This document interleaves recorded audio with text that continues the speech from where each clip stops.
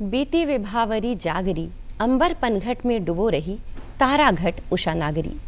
खगकुल कुलकुल सा बोल रहा, किसलय का अंचल डोल रहा, लो यह लतिका भी भर लाई, नवल मुकुल रसगागरी।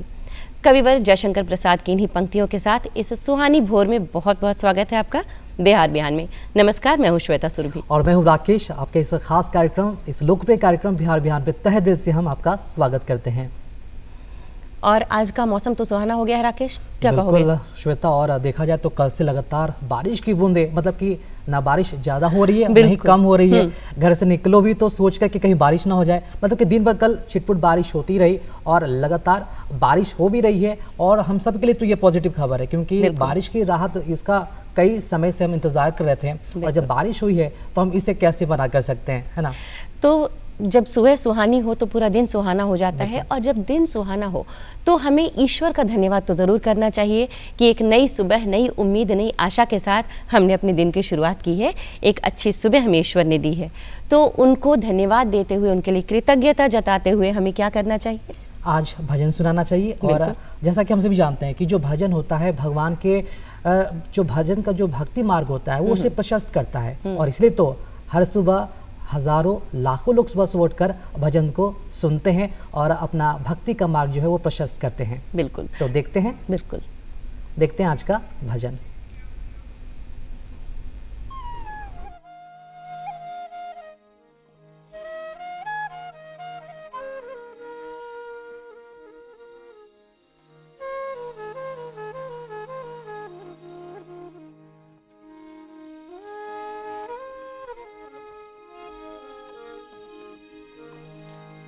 अवध धाम धामाधिपति,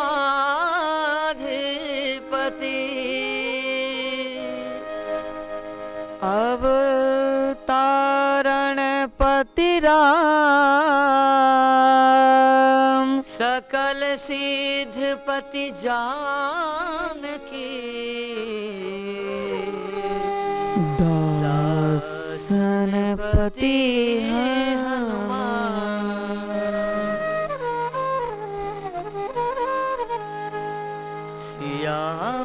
सियावर पुकारा करेंगे,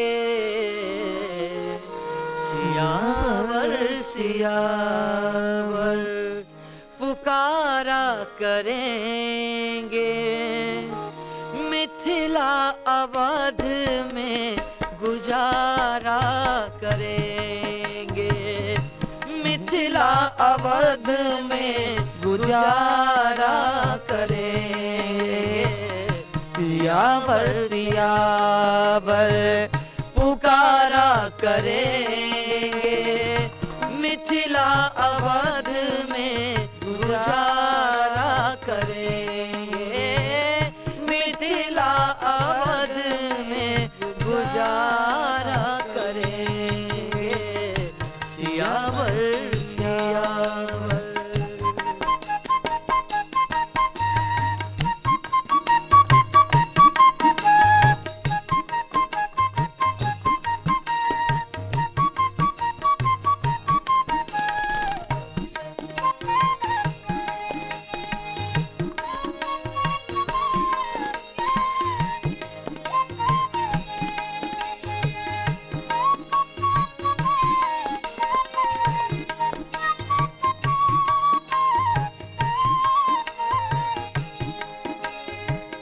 कभी जा बसेंगे सरजू के तट पर, कभी जा बसेंगे सरजू के तट पर, कभी बास कमला किनारा करेंगे, कभी बास कमला किनारा करेंगे, सियावर सियावर पुकारा करेंगे, सियावर सियावर पुकारा करेंगे, मिथिला अवध में गुजारा करेंगे, सियावर सियावर।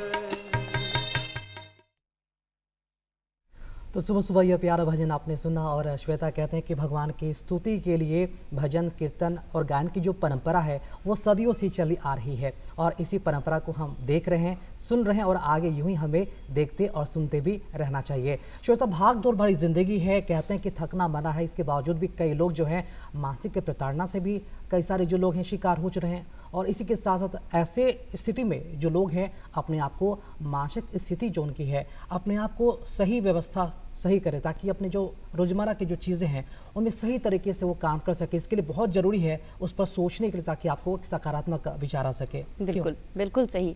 और ऐसे सकारात्मक विचार हमें कहाँ से आते हैं? जब हम अपने महापुरुषों के दिए हुए अनमोल वचनों को सुनते हैं। सिर्फ सुनते नहीं हैं बल्कि उस पर अमल करते हैं, अपने जीवन में आगे बढ़ते हैं। तो अनमोल वचन जब आप सुने तो उसे दिल से सुने, समझें और उस पर अमल ज़रूर करें। तो आइए सुनते हैं अनमोल वचन।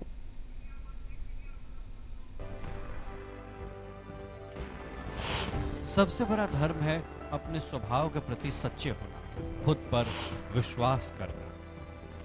स्वामी विवेकानंद।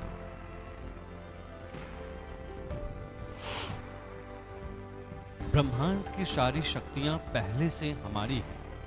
वह हम ही हैं जो हमारी आंखों पर हाथ रख लेते हैं और फिर रोते हैं कि कितना अंधकार है। स्वामी विवेकानंद। छोटी सी समस्या जो बड़ी होती जा रही है हमारे आसपास में, हम कहीं निकलते हैं तो बड़ा सोचना पड़ता है कि सोने की चेन पहनकर निकलें या ना पहने। यहाँ तक कि नकली चेन भी लोग स्नैच कर रहे हैं, खींच रहे हैं। साथ साथ मोबाइल अगर गलती से हाथ में ऊपर लेकर आप चलें तो कब कौन उसको झपट के चल देगा इसका कोई ठिकाना नहीं है और ये बहुत बड़ी समस्या है। बल्कि ये कॉमन न्यूज़ है, टीवी पे अखबारों पे जहाँ भी देखते हैं तो चैन स्नैचिंग की जो घटना है दिन पर दिन बढ़ती जा रही है और इसे लेकर केंद्र सरकार की तरफ से बहुत ही जो बड़ी पहल है वो की गई है और ये कि जो 3 नए कानून लाए गए हैं उनमें स्नैचिंग को लेकर भी जो प्रावधान है वो जोड़े गए हैं। और ये 3 नए कानून की अगर बात की जाए तो इसमें जो धाराएं जोड़ी गई हैं, पहले ये स्नैचिंग जो है वो अपराध की श्रेणी में शामिल नहीं था और अब इसे अपराध की श्रेणी में शामिल किया गया और इसके तहत स्नैचिंग की घटना अगर होती है तो आरोपी को किस तरह की सजा होती है देखते हैं आज के इस सेगमेंट में। स्नैचिंग की बढ़ती घटनाओं को देखते हुए भारतीय न्याय संहिता 2023 में कई महत्वपूर्ण बिंदुओं को परिभाषित किया गया है। नए आपराधिक कानून में महिलाओं और बुजुर्गों को छीना झपटी की घटना से बचाने के लिए कड़े कदम उठाए गए हैं। भारतीय न्याय संहिता 2023 में स्नैचिंग को एक अलग अपराध के रूप में चिन्हित किया गया है। संहिता में स्नैचिंग को गंभीर अपराध की श्रेणी में रखा गया है। भारतीय न्याय संहिता की धारा 304 में स्नैचिंग करने या फिर इसमें संलिप्त होने पर 3 साल तक की कैद और जुर्माने की बात कही गई है। हालांकि मामले की गंभीरता और अपराधी के पिछले रिकॉर्ड को देखते हुए सजा और जुर्माने में बदलाव की जा सकती है। चूँकि स्नैचिंग के दौरान किसी को धमकी देने या फिर शारीरिक रूप से नुकसान पहुंचाने की गुंजाइश न के बराबर होती है, इसलिए इस घटना को डकैती की श्रेणी में न रखकर चोरी के रूप में देखा जाता है। जबकि घटना को अंजाम देने वाले शख्स को आईपीसी के तहत डकैती की तुलना में कम सजा होती रही है। हालांकि नए कानून में स्नैचिंग की घटना के दौरान संपत्ति के नुकसान के साथ साथ शारीरिक और भावनात्मक क्षति की भी बात कही गई है। वहीं इन कृत्यों में शामिल शख्स के खिलाफ कड़ी कार्रवाई पर जोर दिया गया है। नए कानून में मोबाइल फोन की छीना झपटी करने वालों के खिलाफ सख्त सजा की बात कही गई है। भारतीय न्याय संहिता 2023 के अनुसार मोबाइल में व्यक्तिगत पासवर्ड और वित्तीय जैसी कई संवेदनशील डेटा होता है, लिहाजा मोबाइल फोन की स्नैचिंग को अलग से अपराध बनाकर संरक्षित किया गया है। डेटा संबंधित उपकरण की स्नैचिंग करने वालों के खिलाफ विशेष कार्रवाई की बात कही गई है। नए आपराधिक कानून यानी भारतीय न्याय संहिता 2023, भारतीय नागरिक सुरक्षा संहिता 2023 और भारतीय साक्ष्य अधिनियम 2023 1 जुलाई 2024 से लागू हो रहे हैं। नए कानूनों के बारे में जानने के लिए एनसीआरबी संकलन of criminal laws mobile app को प्ले स्टोर या ऐप स्टोर से डाउनलोड करें। तो ये हमने तो देखा कि क्या क्या कानून और क्या प्रावधान बने हुए हैं यहाँ पर चेन स्नैचिंग और मोबाइल स्नैचिंग के लिए। तो जीवन में कई सारी ऐसी चीज़ें आती हैं जहाँ हमारी नकारात्मकता होती है, लेकिन इन सब से इतर एक चीज़ है राकेश जो हमेशा हमें पॉजिटिव रखता है और वो है म्यूज़िक। जब हम संगीत की बात करें तो संगीत हमारे जीवन का वैसे भी अभिन्न अंग है और संगीत न केवल मनोरंजन करता है बल्कि वो जीवन को एक दिशा देता है, भावों की अभिव्यक्ति करता है, साथ ही ये असाध्य रोगों का इलाज तक करता है। शायद तुमने सुना होगा म्यूज़िक थेरेपी के बारे में। म्यूज़िक थेरेपी एक ऐसी चीज़ है जो बहुत ज़्यादा कारगर भी है। और जब संगीत की शुरुआत की बात करें तो वो शुरुआत होती है शास्त्रीय संगीत से, जो बेस है म्यूज़िक का। तो समझ गए होगे मेरा इशारा कहाँ है। बिल्कुल। आज के हमारे जो ख़ास मेहमान हैं वो एक संगीतज्ञ हैं, शास्त्रीय संगीत से बहुत गहरा नाता है और इनसे हम बहुत सारी बातें करने वाले हैं। आज के हमारे जो ख़ास मेहमान हैं ये हैं शशांक मक्तेदार जी, जो गोवा से हैं। सर बहुत बहुत स्वागत है आप हमारे कार्यक्रम में। जी, सबसे पहले जानना चाहेंगे कि आपका ये शुरुआत बचपन से आपने कैसे शुरुआत की? हमेशा से संगीत में रुचि थी या बाद में इधर आप डिविएट हुए, कैसे आए? जी जी जी नहीं, बचपन से ही संगीत में रुचि थी। मेरे पिताजी तबला बजाते थे, वैसे प्रोफेशन से पुलिस प्रोसिक्यूटर थे, लेकिन गाने बजाने का बहुत शौक़ था उनको। उन्होंने मुझे बहुत इनकरेज किया। तो घर में वैसे गाने बजाने का कोई माहौल नहीं था, लेकिन उन्होंने मुझे इस फील्ड में करियर करने के लिए बहुत प्रोत्साहित किया। और मेरे बड़े भाई बहन, मैं सबसे छोटा हूँ, तो सब ने फैमिली ने सपोर्ट करके, मैं तो एक सीधी सादी एक मिडिल क्लास फैमिली से था, तो ऐसे कोई गाने बजाने में करियर किया जा सकता है इतनी आइडिया भी नहीं थी। लेकिन एक पैशन था कि बड़े बड़े आर्टिस्टों को सुनते थे, पंडित भीमसेन जोशी जी, पंडित जसराज जी, पंडित कुमार जी, किशोरी जी, ये सब लोगों को सुन सुन के ऐसा लगता कि मुझे भी ऐसा गाना चाहिए, ऐसा गाना आना चाहिए। तो एक बचपन से एक ऐसा एक जुनून था। तो मेरे पहले गुरुजी औरंगाबाद के पंडित नाथ नेरलकर जी, उनसे मैंने गाना सीखना शुरू किया। उसके बाद में फिर मुझे कलकत्ते की एक ITC संगीत रिसर्च एकेडमी है, जहाँ गुरुकुल पद्धत से शास्त्रीय संगीत का शिक्षण दिया जाता है। तो वहाँ मेरे गुरुजी पंडित पद्मश्री पंडित उल्लास कशालकर जी, इनसे मुझे तालीम मिली। 8-9 साल में गुरुकुल में रहा। तो ये मेरा शिक्षा का एक खास भाग है, जिसकी वजह से मैं आज कुछ कर पा रहा हूँ। जी, डॉक्टर शशांक मक्तेदार जी, आपके बारे में कहा जाता है कि आपके संगीत में महान गुरु के जो लक्षण हैं वो दिखाई पड़ते हैं। कई समृद्ध घरानों के परंपराओं से आप जुड़े हुए हैं, तो उन घरानों के बारे में जरूर जानना चाहेंगे। किन किन घरानों से आपका संबंध है, जरूर जी जी जी, ये तो सब गुरु कृपा होती है, क्योंकि ये तो हमारी धरोहर है। गुरु शिष्य पद्धति में क्या होता है कि हमारे गुरुजी उनके गुरुजी से कुछ विरासत लेके आते हैं और हमें वो सौंप देते हैं। तो एक जिम्मेदारी भी होती है। तो मेरे गुरुजी पंडित उल्लास कशालकर जी को पंडित गजानन बुआ जोशी जी से तालीम मिली, जो कि ग्वालियर, आगरा और जयपुर, ये तीनों घराने की उनको तालीम थी। तो गुरुजी के गाने में हमारे ये सब तीनों का बहुत सुंदर मिलाप दिखता है। और वही गाने की जो परंपरा है वो हमको उन्होंने दी, और हम कोशिश कर रहे हैं कि आगरा, जयपुर, ग्वालियर, ये तीनों भी हमारी जो खास परंपरा है इसको आगे ले जाएं। क्योंकि आखिर में ये जो डिसिप्लिन का गाना है, रीत का गाना है, और ये अंत तक चलता रहेगा। इसे कोई कितने भी अलग अलग प्रकार के संगीत आएंगे, ये आएंगे, वो आएंगे, लेकिन ये जो घरानेदार जो एक हमारी परंपरा है जी, खास करके आगरा, जयपुर और ग्वालियर, किराना, ये सब बहुत से घराने हैं।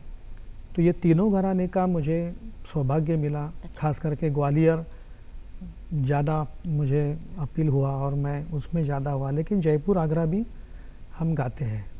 तो आपने बताया ग्वालियर घराना में आप ज़्यादा गाते हैं, इसके बारे में ये बता सकते हैं क्या खासियत है इस घराने में? एक्चुअली ग्वालियर घराना ये सबसे प्राचीन घराना है। नाम से ही पता चलता है कि ये तो ग्वालियर में ही बना, और ऐसा कहा जाता है कि ये शुरुआत ग्वालियर घराने से हुई और उसी में से ये सब बाकी घराने की निर्मित हुई।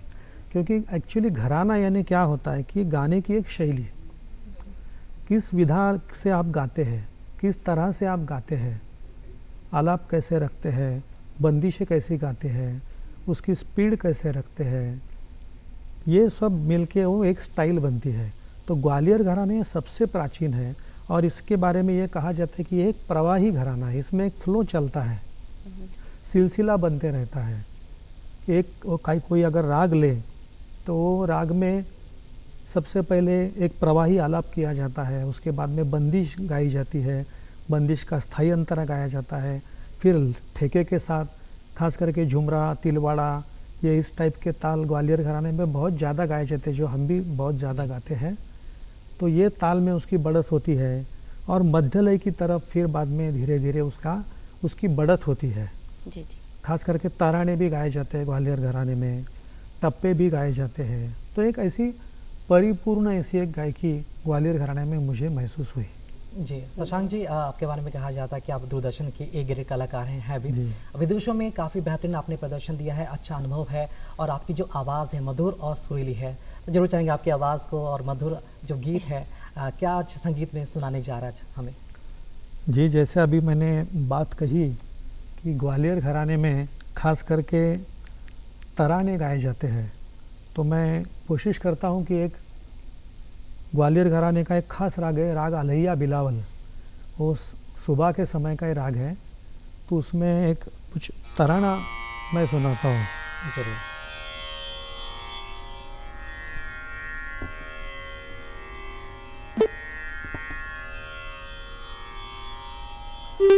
ये जैसे कि आप देख रहे हैं कि ये तो मॉडर्न गैजेट है, बिल्कुल।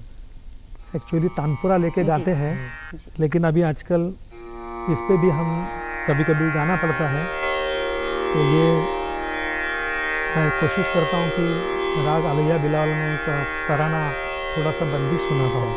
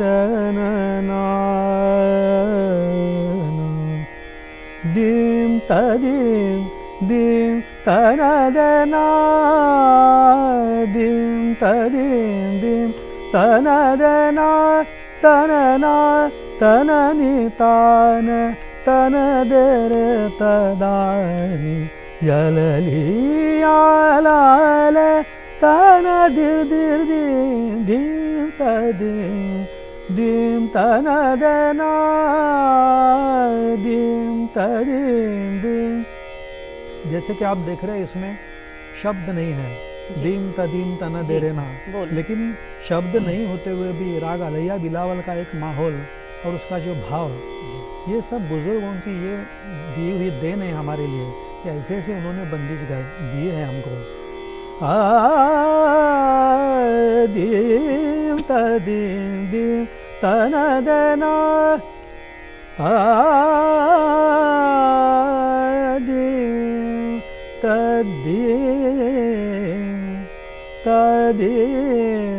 तदरना दरना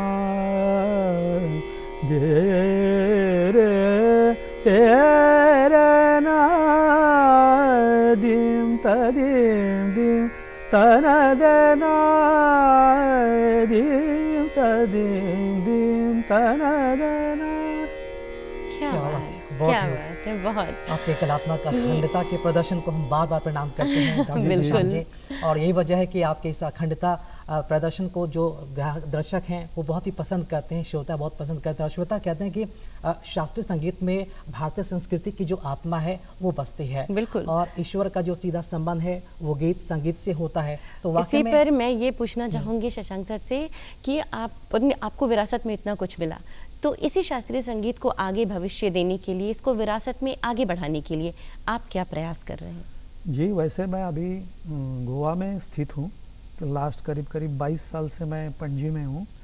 वहाँ गोवा सरकार की एक बहुत यूनिक ऐसी एक महाविद्यालय है, गोवा संगीत महाविद्यालय जी। तो वहाँ मैंने गाना सिखाना शुरू किया और अभी गत 6-7 साल से मैं प्राचार्य की हैसियत से वहाँ काम कर रहा हूँ। तो मेरा प्रयास यही चलता है कि अभी जो नए विद्यार्थी हैं उनको बहुत गाना बजाना सीखने की उम्मीद है और उनको बहुत सीखने की इच्छा भी है, यंगस्टर्स बहुत ज़्यादा है जी। तो उनको एक चैनलाइज्ड किया जाना चाहिए जिसकी वजह से वो अच्छा दर्जे का संगीत प्रदर्शन कर सके। तो गोवा में मैं ये संगीत महाविद्यालय में करीब 22-23 साल से सिखा रहा हूँ और मुझे ये कहते हुए बहुत आनंद होता है, गर्व महसूस होता है कि वहाँ धीरे धीरे अभी नए जनरेशन के लोग परफॉर्म कर रहे हैं, एकेडमिकली भी अच्छे कर रहे हैं, पीएचडी कर रहे हैं हमारे कॉलेज में, रियाज करने हैं। तो ये एकेडमिक और परफॉर्मेंस, ये दोनों का बैलेंस रखने की जो मैंने हमेशा कोशिश की, वही मैं स्टूडेंट्स को देने की कोशिश करता हूँ। जी, क्या बात है। बिहार के संदर्भ में हम बात करना चाहेंगे डॉक्टर शशांक जी कि शास्त्रीय संगीत की अगर महत्वपूर्ण भूमिका की बात की जाए तो बिहार में इसका किस तरह जो माहौल है वो आपको दिखता है और किस तरह इसे और भी बढ़ावा देने की आवश्यकता है और कैसे जो यूथ हैं इसमें आगे बढ़ें? वास्तविक बिहार का बहुत प्राचीन काल से महत्व है सांस्कृतिक पूरे हमारे फील्ड में। और संगीत के बारे में, जो हमारे शास्त्र के बारे में अगर हम बात करेंगे तो बहुत बड़े बड़े शास्त्रकार जिन्हें म्यूजिकोलॉजिस्ट कहते हैं, हम ऐसे बहुत बड़े बड़े हो गए यहाँ, कलाकारों की भूमि है। और बीच में क्या होता है कि कुछ एक ऐसा पीरियड आता है, सभी जगह आता है कि समहाउ ऐसे लगता है कि ये शास्त्रीय संगीत का थोड़ा सा कम इंटरेस्ट हो गया है क्या, लेकिन मैं हमेशा ऐसे देखता हूँ कि ऐसा नहीं होता है। थोड़ा सा कम ज़्यादा, जैसे आप शेयर मार्केट जैसा है, अच्छा, कम ज़्यादा होते रहता है। लेकिन बिहार में भी यंगस्टर्स, बिहार, उत्तर प्रदेश, ये भाग में भी बहुत है, क्योंकि मुझे बहुत फ़ोन आते हैं बहुत लोगों के ये भाग से कि हम आपके पास सीखना चाहते हैं और यहाँ से वहाँ आके रहने के लिए तैयार होते हैं। तो इतनी समर्पण की भावना से सीखने वाले लोग अभी है। तो ये पूरा बिहार एरिया में मुझे तो ऐसा लगता है कि ये जो नए लोग हैं अभी करने वाले, इनको एक गुरु शिष्य पद्धति की तालीम की सुविधा अगर उपलब्ध की जाए तो इनकी प्रगति 100% मुझे लगती है, क्योंकि टैलेंट बहुत है। जी, संगीत की हम बात कर रहे हैं तो आजकल बच्चे बहुत ज़्यादा म्यूज़िक में इंटरेस्ट लेते हैं, उनको बहुत सारे मंच भी मिल रहे हैं, लाइव शोज़ भी हैं, वो सब कुछ है। तो जो लाइट म्यूज़िक गाना चाहते हैं उनके लिए क्लासिकल सीखना कितना ज़रूरी होता है बेस के लिए? जी, क्लासिकल यानी क्या होता है, एक्चुअली रागदारी संगीत में आपको सब बेसिक सिखाए जाते हैं जी, कि सरगम पलटा किस प्रकार किया जाए, स्वर स्थान कैसे आप रियाज करेंगे, तानपुरा कैसे मिलाएंगे, जिससे आपके दिमाग में ये बैठ जाता है कि सुरों का अभ्यास, लय का अभ्यास। तो ये अगर आपने अच्छा किया, एक सर्टेन एज में करनी चाहिए ये सब चीज़ें, तो मुझे लगता है कि वो किसी भी प्रकार का संगीत गाने में उसे कोई असुविधा होनी नहीं चाहिए। लेकिन फिर भी मेरा एक मानना ऐसा है कि जो इधर एक बार डूब गया साधना में, वो फिर इधर उधर नहीं जाएगा। ये मेरा विश्वास है और ये मेरा ऑब्जर्वेशन भी है। जी, क्या बात है। शशांक जी, विदेशों में आपका बेहतरीन अनुभव रहा है, कई प्रदर्शन भी विदेशों में आपके हुए हैं, तो भारतीय संस्कृति के जो ये शास्त्रीय संगीत है वहाँ पर उसका कितना बड़ा महत्व और भी बढ़ जाता है और वहाँ पर क्या माहौल बनता है जब इस तरह के प्रदर्शन आपके द्वारा वहाँ पर किए जाते हैं? जी। विदेशों में मैंने काफ़ी देखा है कि बहुत शांति से लोग सुनते हैं और बहुत ज़्यादा जानना चाहते हैं, क्योंकि परफॉर्मेंस के बाद 2-3 बार मुझे ऐसा हुआ कि जो मैंने परफॉर्म किया उसके बारे में उन्होंने कुछ मुझे सवाल पूछे। ज़्यादातर क्या होता है कि हम आनंद लेते हैं, सुनते हैं और उसी आनंद में विभोर होकर शांत हो जाते, चले जाते हैं।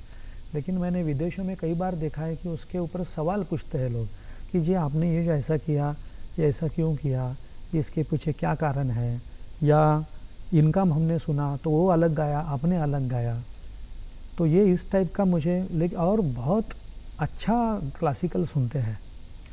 मुझे कभी भी ऐसा लगा नहीं कि मैं किसी अलग जगह पे गा रहा हूँ।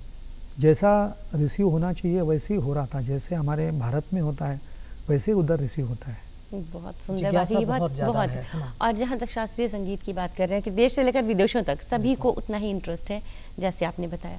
आपका एक लंबा समय गुजरा है अरसा, बचपन से ही आप संगीत से जुड़े हैं, बहुत बड़े लोगों के साथ आप रहे, संगीतज्ञ और लोगों के साथ, तो कुछ खास अनुभव साझा करेंगे हमसे, किन के साथ आप रहे? वैसे बहुत अनुभव है, क्योंकि मैं जिस संस्था में था कलकत्ते में, संगीत रिसर्च एकेडमी, वहाँ सभी बड़े बड़े कलाकार आते थे और उनके साथ में घूमने का हमें मौका मिलता था, उनके साथ में परफॉर्म करने का मौका मिलता था।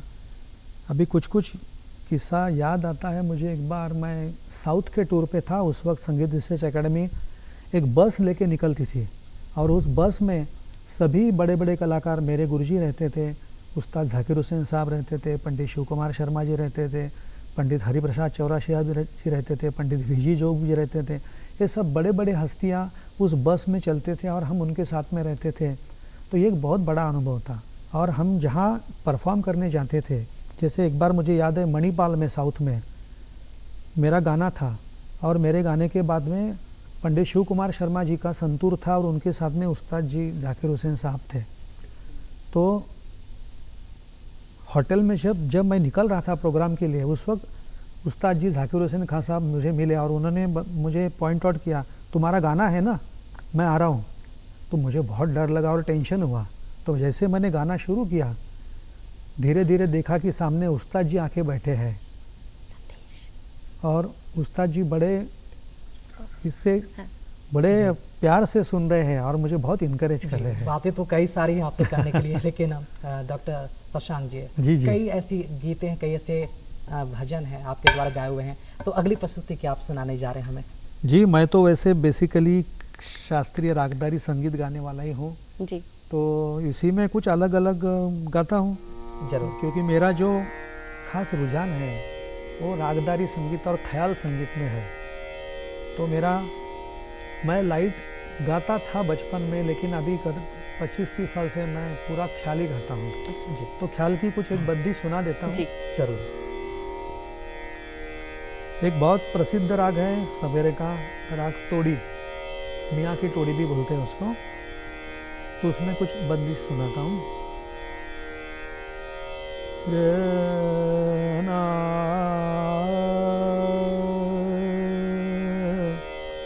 रीता ना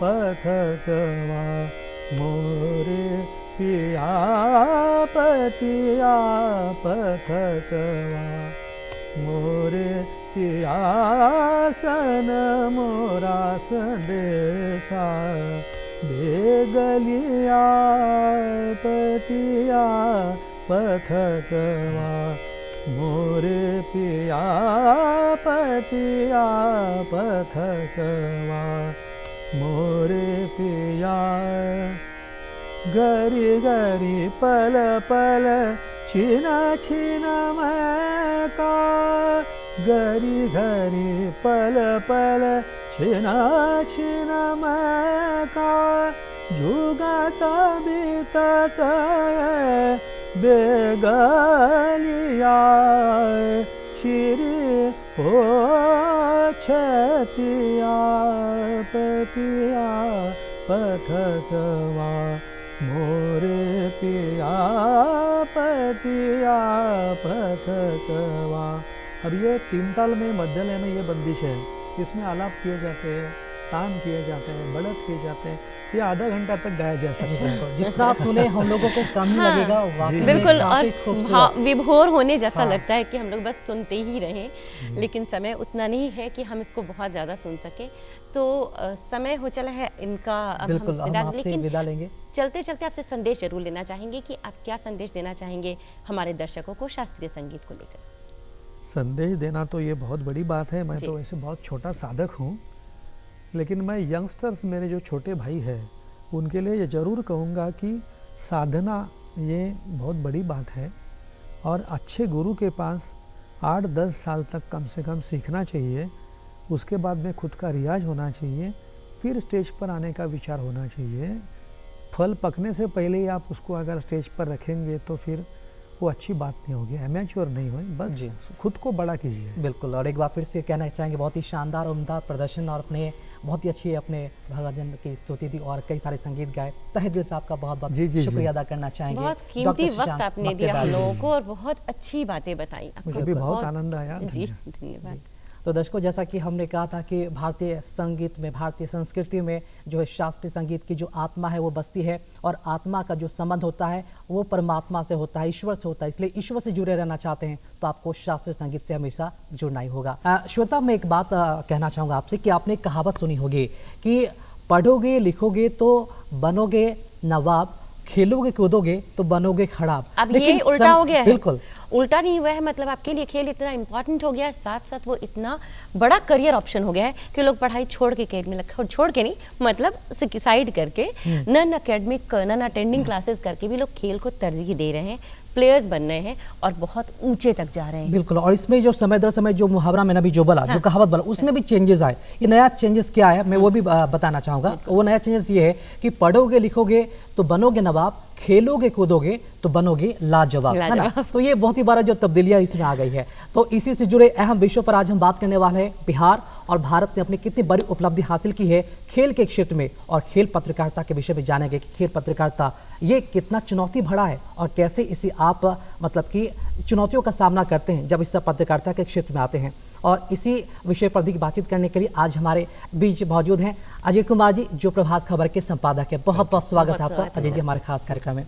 अजय जी, खेल के बारे में कई सारी बातें करेंगे, खेल पत्रकारिता से जुड़े भी, लेकिन आपसे पहले ये जाने कि खेल के प्रोफेशन में आप कब से हैं और आपको कितना फायदा है खेल प्रोफेशन से जुड़े रहने का? नहीं, सबसे पहली बात तो ये कि मैं एक पत्रकार हूँ और पत्रकारिता में आप देखेंगे कि आप अपनी रुचि के हिसाब से चीज़ों का चयन करते हैं। जैसे पत्रकारिता में भी बहुत सारे सेगमेंट हैं, अखबार में हो, रेडियो में हो, टीवी में हो, मार्केटिंग है, बाकी चीज़ें, कई सारी चीज़ें हैं। तो खेल भी उसमें काफ़ी इम्पॉर्टेंट है, ये इसमें दो राय नहीं है। आप 2 दशक पहले की बात करें तो अखबार में या दूसरे मीडियम में या मीडिया प्लेटफॉर्म पर खेल के लिए स्पेसिफिक कोई डेस्क नहीं होता था। उसी में से लोग, जनरल डेस्क एक होता था, वही लोग सारा काम करते थे। लेकिन जैसे जैसे खेल का प्रभाव बढ़ा लोगों के जीवन में, खेल ने वो दखल देना शुरू किया, उस हिसाब से फिर वो पूरा एक सेगमेंट बन गया। इसी तरह से आप क्राइम एक बीट होता है, आप जैसे मान लीजिए सचिवालय का एक बीट होता है, उसमें बहुत सारे डिपार्टमेंट्स होते हैं, तो उसके अलग अलग रिपोर्टर होते हैं और वो वहाँ से खबरों को ले आते हैं। आज की तारीख में जहाँ तक खेल हम लोगों का केंद्रीय विषय है आज की बातचीत का, तो निश्चित रूप से खेल एक ऐसा सेगमेंट बन गया है जिसकी आप अनदेखी नहीं कर सकते हैं। और आज देखें कि कई अखबारों में, और न सिर्फ अखबार बल्कि टीवी हो, सोशल प्लेटफॉर्म हो और दूसरी जगहों पर आप देखेंगे तो खेल को लेकर एक कंसर्न डेवलप किया है। और न सिर्फ आप हाउस के अंदर जहाँ से आप समाचार पाठकों को और दर्शकों तक ले जाते हैं, श्रोताओं तक ले जाते हैं, बल्कि श्रोताओं के भीतर भी एक जिज्ञासा पैदा हुई है, एक बाजार क्रिएट हुआ है। और ये सिर्फ स्थानीय स्तर तक नहीं, देश दुनिया के स्तर पर एक बाजार इसने, क्रिकेट ने और बाकी खेलों ने क्रिएट किया है, जिसमें प्रायोजक, जिसमें दर्शकों की बड़ी भागीदारी है, बहुत बड़ा इन्वॉल्वमेंट है। बहुत बड़ा ये तो खेल पत्रकारिता और खेल के बारे में, लेकिन मैं शुरुआत करना चाहूंगी आपके बचपन से। मतलब खेल में रुचि रही या पत्रकारिता में, या कब बचपन से ही था कि रिपोर्टर बनना है लिखना है, या फिर बाद में इधर आप इस नहीं, ये देखिए, आप अपने आसपास के परिवेश से बहुत प्रभावित होते हैं, इसमें दो राय नहीं है। और घर तो पहली पाठशाला है ही जिसके बारे में कहा जाता है। तो हम लोगों ने जब स्कूल के दौरान ही हमने देखा कि हमारे घर में साहित्य और कल्चर का कुछ माहौल था, तो इसने प्रभावित किया। और मेरे अग्रज साहित्य और कहानियों के लेखन के क्षेत्र में उन दिनों प्रेमचंद जी के पुत्र की एक पत्रिका निकलती थी, कहानी, तो वो काफ़ी पॉपुलर थी हिंदी में ख़ास तौर से। तो उसमें उन लोगों की कहानियाँ छपती थी। हमारे घर का माहौल और जो हमारे भाई थे उनके चलते वो काफ़ी एक जो कंसर्न था साहित्य और कल्चर को लेकर, ये एक माहौल था। और हमारे दादाजी या पिताजी के जहाँ तक बात है तो आनंद मठ हमने अपनी आँखों में पहली बार देखा शरद चंद्र का। अच्छा। तो आप एक परिवेश और एक माहौल आप इसके बारे में समझ सकती हैं कि कैसा होता है।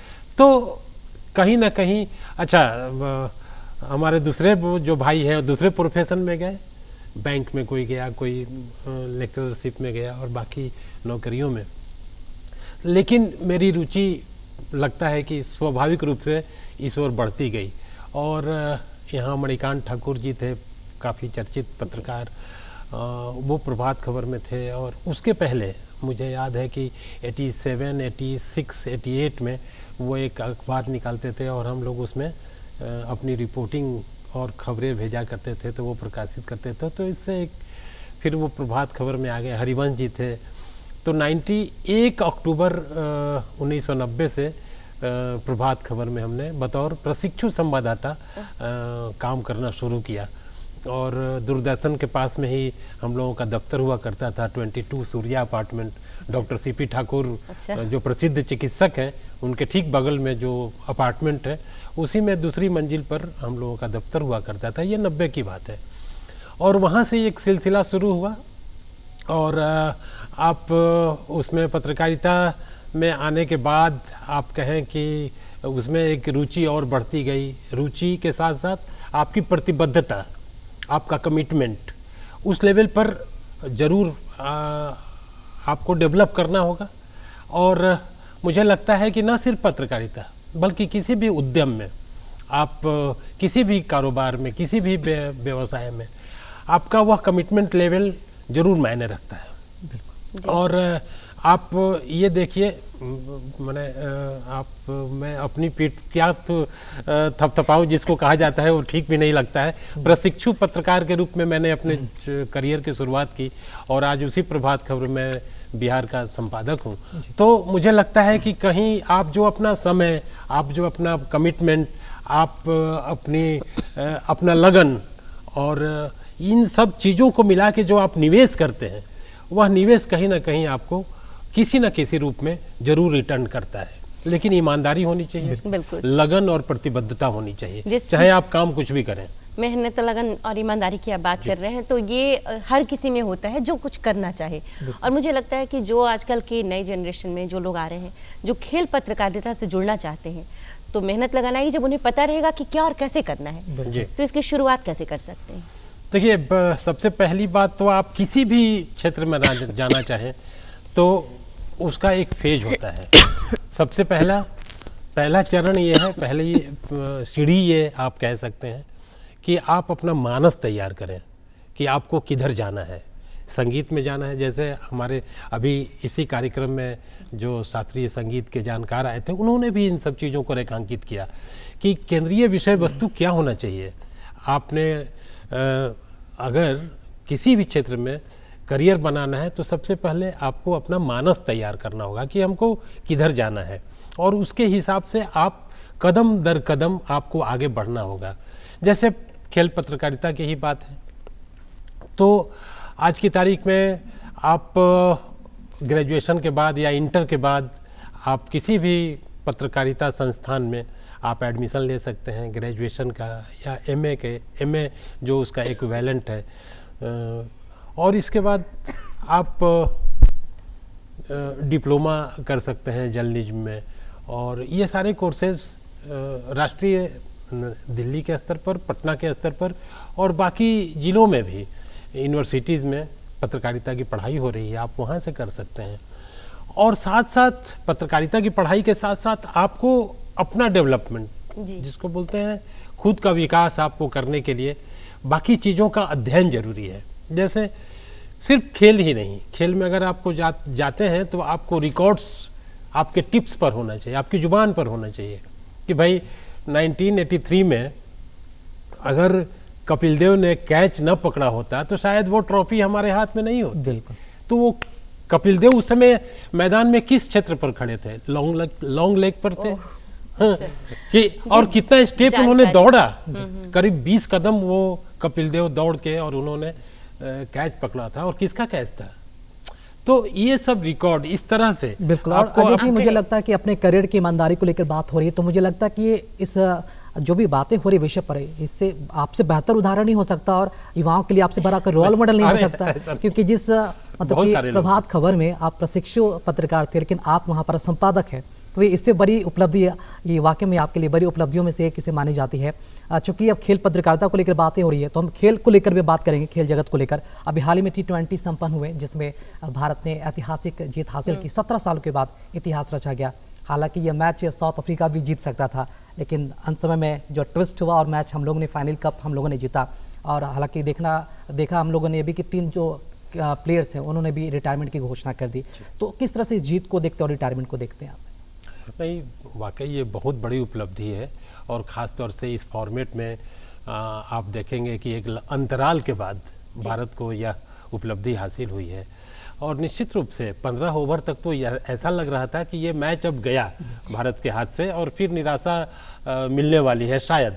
और सारे लोग दुखी भी थे और निराश भी थे कि हमारी टीम इतना अच्छा करने के बावजूद एक भी मैच हारी नहीं थी वो, और लगातार सबको पीटते हुए एक तरह से उस मुकाम तक पहुंची थी। लेकिन मुझे लगता है कि आप देखेंगे कि टर्निंग पॉइंट वो सूर्य कुमार का जो कैच था बिल्कुल बाउंड्री पर जो 6 जा रहा था, और जैसा कि आप 83 और सूरज कुमार के कैच की काफ़ी चर्चा होने लगी खेल की दुनिया में कि शायद वो कैच अगर न पकड़ा गया होता तो हमारी टीम के हाथों में वो उपलब्धि और वो कप नहीं होता निश्चित रूप से।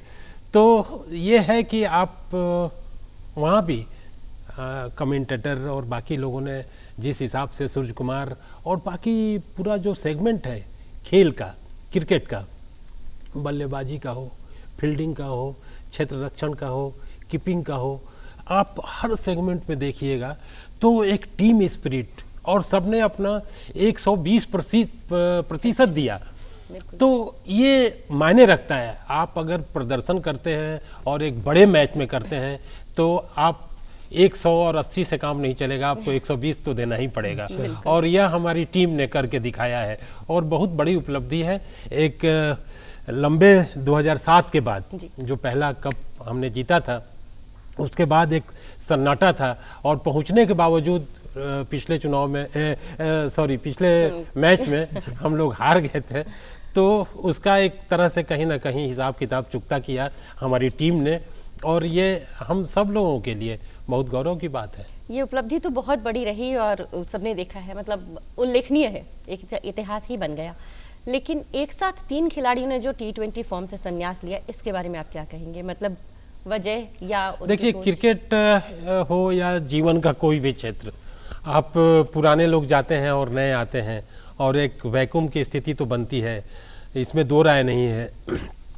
आप याद करिए जब 83 का मैच हम लोग जीत के आए थे तो उस समय टीम में कौन कौन लोग नहीं थे, और टीम का एक फेस, और कहिए कि पूरे भारत में क्रिकेट का जो स्वरूप बदला उस मैच के बाद बदला। कपिल देव थे, करसन घावरी थे, गावस्कर थे, बिशन सिंह बेदी थे, चंद्रशेखर थे, सारे करसन घावरी स्पिनर। तो ये तो एक ऐसा मुद्दा है जो अंतहीन है। हम लोग जितनी भी बातें करते चले जाएंगे शायद पूरा दिन बीत जाएगा, लेकिन समय हो चला है अब हम इस विषय को आगे बढ़ाने का, इस विषय के बाद। तो आपसे संदेश लेते हुए हम आपसे विदा लेना चाहेंगे। क्या संदेश देना चाहेंगे आप हमारे दर्शकों को? नहीं, संदेश जैसा कि हम सब लोग जानते हैं कि संदेश देना एक बहुत बड़ी और उसकी बात हो जाती है। फिर भी हमने जो पहले कहा कि आप किसी भी प्रोफेशन में जाएं, जीवन के किसी भी क्षेत्र में रहें, ईमानदारी और प्रतिबद्धता के साथ लगें, और यह आपके जीवन में निवेश होता है और कहीं ना कहीं वह फिर वही चीज़ें आपको वापस भी करती हैं। जी बिल्कुल सर, आप यहाँ आए और बहुत कीमती वक्त आपने दिया और बहुत अच्छी बातें बताई, और जिस उपलब्धियों की, इनकी भी और बाकियों की भी, आपका बहुत बहुत धन्यवाद। आपका धन्यवाद। वक्त तो चला है कार्यक्रम में विदा लेने का, लेकिन विदा लेने से पहले हम बताएंगे आपको एड्रेस, उठाएं कागज और कलम, लेकिन हमारा पता है कार्यक्रम बिहार बिहान, निदेशक DD बिहार, दूरदर्शन केंद्र पटना, फेजर रोड पटना 8000001। हमारा ईमेल ID है director@ddkpatna@gmail.com। तो आज के लिए लेते हैं हम दर्शकों से विदा राकेश, और अगली बार फिर आपसे मुलाकात होगी। खुश रहें, स्वस्थ रहें, अपना ख्याल रखें और हमें दे इजाजत। नमस्कार।